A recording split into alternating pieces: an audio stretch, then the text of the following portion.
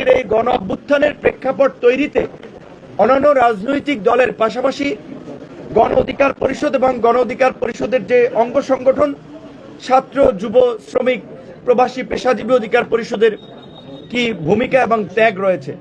আমাদের এখানকার বামে ডানে নেতৃবৃন্দ, এখানের এই অল্প জায়গায় যারা উপস্থিত আছে তারা সহ সারা বাংলাদেশের যারাই আছে ছাত্র, যুব, শ্রমিক অধিকার পরিষদের নেতৃবৃন্দ, তারা গত এই 7-8 বছর ধরে 2018 সালের কোটা সংস্কার আন্দোলন থেকে যখন আমরা রাষ্ট্র সংস্কারের জন্য তারুণ্যের নতুন ধারা রাজনৈতিক দল বিনির্মাণের চিন্তা ভাবনা নিয়ে কাজ করে যাচ্ছিলাম, এই জাতিকে ফ্যাসিবাদ থেকে মুক্ত করার প্রচেষ্টা করে যাচ্ছিলাম, তখন থেকেই তারা তাদের এই সংগ্রামের মাধ্যমে মানুষের পাশে থাকার চেষ্টা করেছে। মানুষের পাশে থাকতে গিয়ে তারা নির্যাতিত হয়েছে, নিষ্পেষিত হয়েছে, হামলার শিকার হয়েছে, মামলার শিকার হয়েছে, কিন্তু কখনো হাল ছাড়ে নাই। দেশ জুড়ে তোলপাড় ওয়ালটন ফ্রিজ কিনে আপনিও হয়ে যেতে পারেন মিলেনিয়ার। ছাত্র অধিকার পরিষদের সভাপতি বিনিয়ামিন মোল্লা এখানে আছে, সবাই দেখেছেন কতবার জেল খেটেছে, জেলখানায় কি নির্মম নিষ্ঠুরতার মধ্যে দিয়ে তাকে টর্চার করা হয়েছে, একটা সেলের মধ্যে রাখা হয়েছে। আমাদের কোটা সংস্কার আন্দোলনের সময় ফারুক হাসান থেকে শুরু করে রাশেদ খান, মাহফুজ, অন্যান্য নেতৃবৃন্দ, জসিম পাবলিক লাইব্রেরির সামনে কিভাবে পিটিয়েছিল কুকুরের মতো দেখেছেন। নারী নেত্রী ফাতেমা এখন বসে আছে, ফেলেনা আপা সহ যারা কিভাবে এই জালিমদের বিরুদ্ধে প্রতিবাদ করতে গিয়ে লাঞ্ছিত হয়েছিলেন, শ্লীলতা হানি হয়েছে, এগুলো আপনারা দেখেছেন। যুব অধিকার পরিষদের সভাপতি মঞ্জুর মোর্শেদ মামুন সহ শ্রমিক নেতা আব্দুর রহমান এই 28 অক্টোবরেরও এই আন্দোলনকে কেন্দ্র করে, এই জুলাই গণ অভ্যুত্থানকে কেন্দ্র করে গুলির মুখেও রাজপথে থেকে তারা জাতির মুক্তির জন্য কাজ করে গেছে। আমাদের সেই সমস্ত বিশ্বস্ত সহযোদ্ধা সহকর্মীদেরকে ধন্যবাদ জানাই। এই জুলাই গণ অভ্যুত্থানে যারা নিহত হয়েছে তাদেরকে শ্রদ্ধার সাথে স্মরণ করছি, আহতদের সুস্থতা কামনা করছি। আগামীকালকে থেকে রমজান শুরু হচ্ছে, দেশবাসীকে পবিত্র মাহে রমজানের শুভেচ্ছা জানাচ্ছি।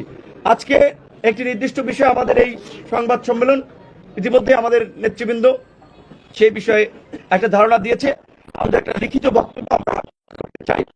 সাংবাদিক বৃন্দ, ছাত্র জনতার জুলাই গণ অভ্যুত্থানে 1.5 দশকের ফ্যাসিবাদের পতনের মাধ্যমে রাষ্ট্র ও আগামীর বাংলাদেশ বিনির্মাণে গণ অভ্যুত্থানের অংশীজনদেরকে নিয়ে একটি অন্তর্ভুক্তিমূলক জাতীয় সরকারের জন আকাঙ্ক্ষা তৈরি হলেও দেশি বিদেশি অদৃশ্য ষড়যন্ত্রের কারণে সেটি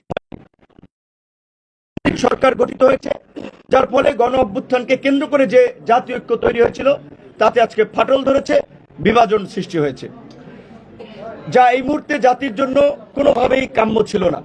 এমত অবস্থায় সরকারে থাকা 3 জন ছাত্র উপদেষ্টাদের মধ্যে একজন পদত্যাগ করে একটি দল গঠন করেছে।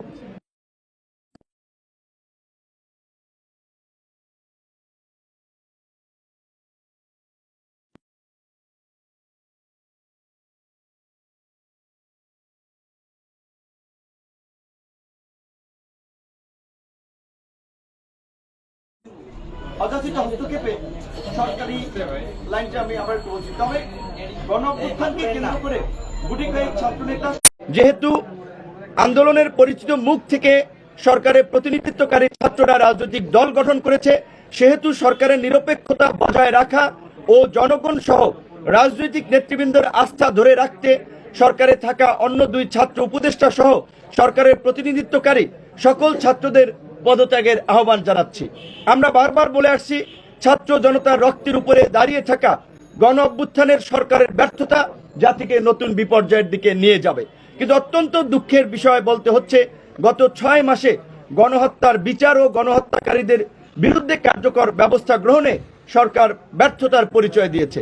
সরকারের দুর্বলতায় গণহত্যাকারীদের পুনর্বাসন হচ্ছে, আইন শৃঙ্খলা পরিস্থিতি সহ জনগণের নিরাপত্তা ও দেশের স্বাধীনতা সার্বভৌমত্ব নিয়ে নতুন সংকট তৈরি হচ্ছে, যা কিছুদিন আগে সেনা প্রধানও তার বক্তব্যে ইঙ্গিত দিয়েছেন। গণ অভ্যুত্থান কেন্দ্রিক নতুন রাজনীতি ও নতুন বাংলাদেশ বিনির্মাণে যে জন আকাঙ্ক্ষা তৈরি হয়েছে তার বাস্তবায়নে রাষ্ট্র ও রাজনীতির সংস্কার জরুরি বলে আমরা মনে করছি। আন্দোলন কেন্দ্রিক সেন্টিমেন্টের জায়গায় থেকেও ছাত্র নেতৃবৃন্দ যদি পুরানো পথে হাঁটেন তবে সেটি জনগণের সঙ্গে প্রতারণা করা হবে।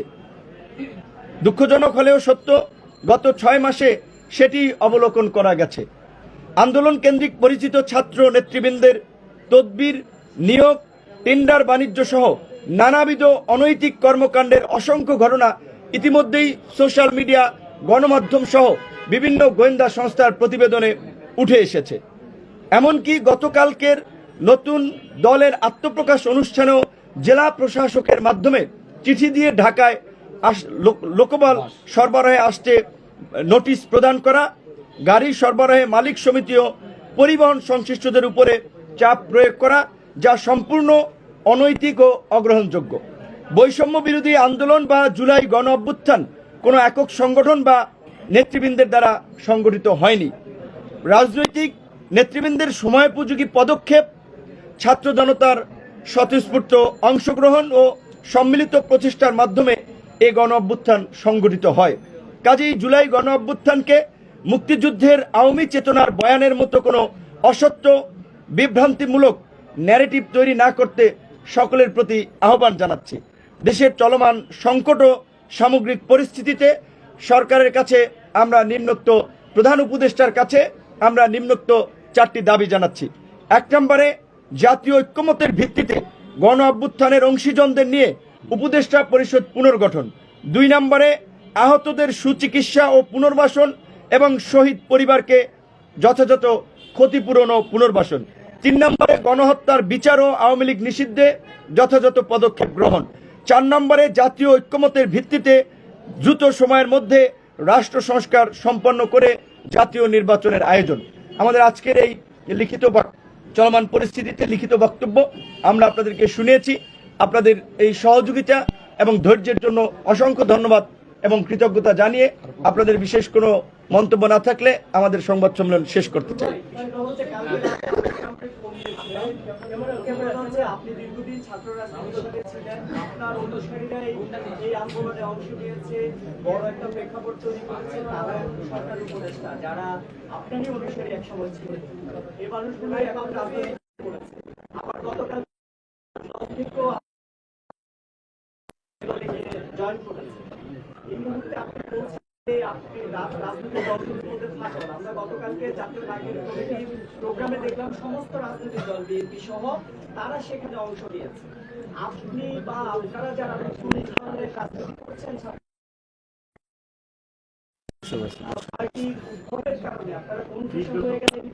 ধন্যবাদ। আপনার প্রশ্ন আমরা বুঝতে পারছি। আর কারো প্রশ্ন? গতকালকে অনেককে দাওয়াত দেওয়া হয়েছে, আবু সাইদের পরিবারের কাউকে দাওয়াত দেওয়া হয়নি এবং এটি নিয়ে আবু সাইদের ভাই ক্ষোভ প্রকাশ করেছে সামাজিক যোগাযোগ মাধ্যম এবং সাংবাদিক ব্রিফিং করে। বিষয়টা আপনি কিভাবে দেখছেন?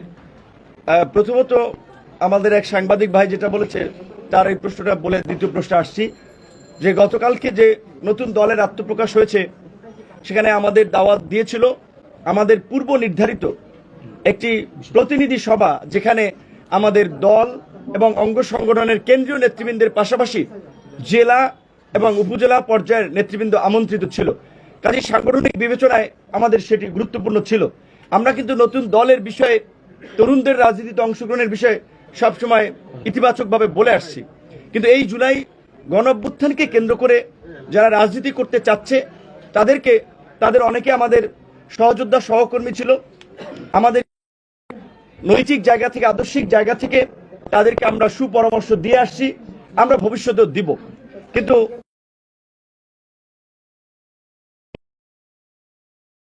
দিনে শেখ হাসিনা নির্বাচন করতে চেয়েছিল, সেটি রুখে দেওয়ার জন্য আমরা আন্দোলন সংগ্রাম করেছিলাম। কারণ সরকারের থেকে সে নির্বাচন করলে তো নির্বাচনকে প্রভাবিত করবে। এখন এই চেষ্টা থেকে যদি তারা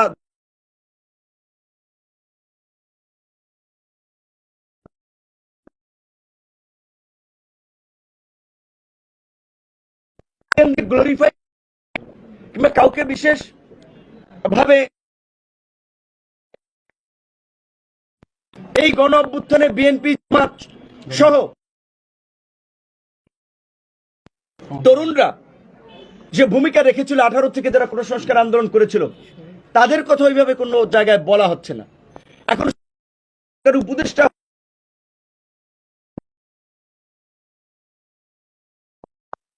এইভাবে খবর দেখাবেন, এইভাবে প্রচার করবেন, তারা প্রচার করছে। আওয়ামী মাফিয়া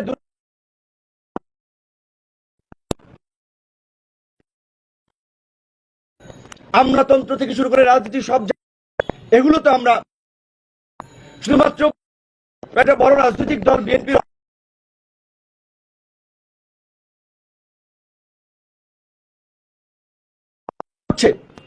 আপনারা গোয়েন্দা সংস্থার প্রতিবেদন থেকে সেটি যদি জানতে পারবেন সেটি আপনাদের গা শিউরে উঠবে।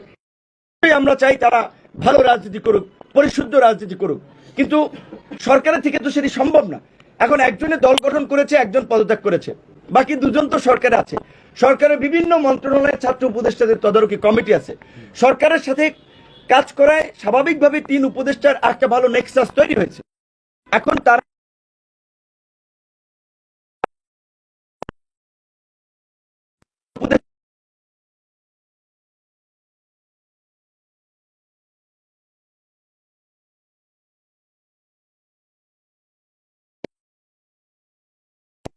উঁচু করে অনেক সিদ্ধান্ত নিতে পেরেছে, অনেক কাজ করতে পেরেছে বলে এটি আমি মনে করি না।